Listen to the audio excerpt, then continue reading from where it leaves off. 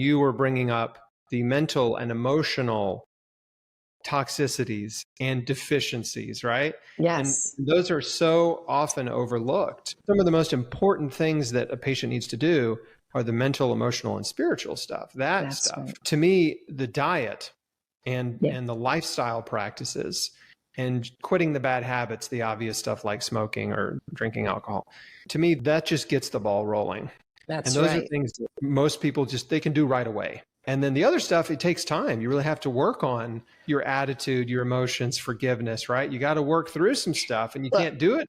You can't do it on day one. You know what I see here? Because so people come for 2 weeks here, right? So I see a big change because, and Ann Wigmore kind of, I think that's why she focused a lot on the food, like things like energy soup, like blended, sprouted, full of good bacteria soup, fermented, greens going into the gut and churning. You get mushy and soft and people are crying. They don't know why. They don't know why. Why do I feel angry and I don't like that? And emotions come up and they need a space. And I bring them in. I say, talk to me. And next thing you know, they're crying and they're telling their life story and they're releasing.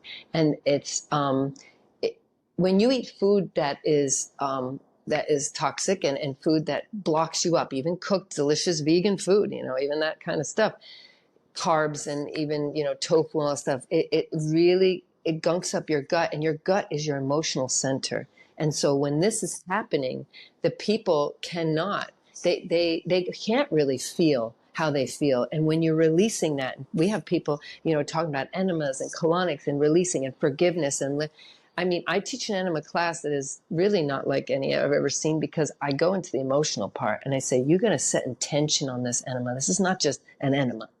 This is something that you're doing as a healing. You're going to say, I let go of everything that doesn't serve me. I let go of my past. I let go of my anger. I let go. And you really set intention in that water, in that moment that you're working with yourself. Again, I'm getting goosebumps because you're releasing everything and you're going into it. Yes, it might take more time, like you're saying. Yes, but you're opening up a door that has been blocked up by our society and our food and everything, because we're not really supposed to be so expressive, right? Some people say, yes, you are, but to actually cry as a man or a woman or in the business field or as a teacher or a nurse, or you're holding it together as a dad, you're holding it together as a coach, holding it together.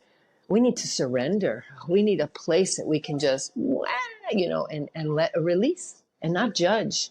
And I feel like that's such a huge part of healing, Chris. Like the food is one thing, but when you go into this, you're talking about a whole new way of life. Like everything gets more magical and healthier, and you can really manifest your purpose in your life and your dreams. Thanks for watching.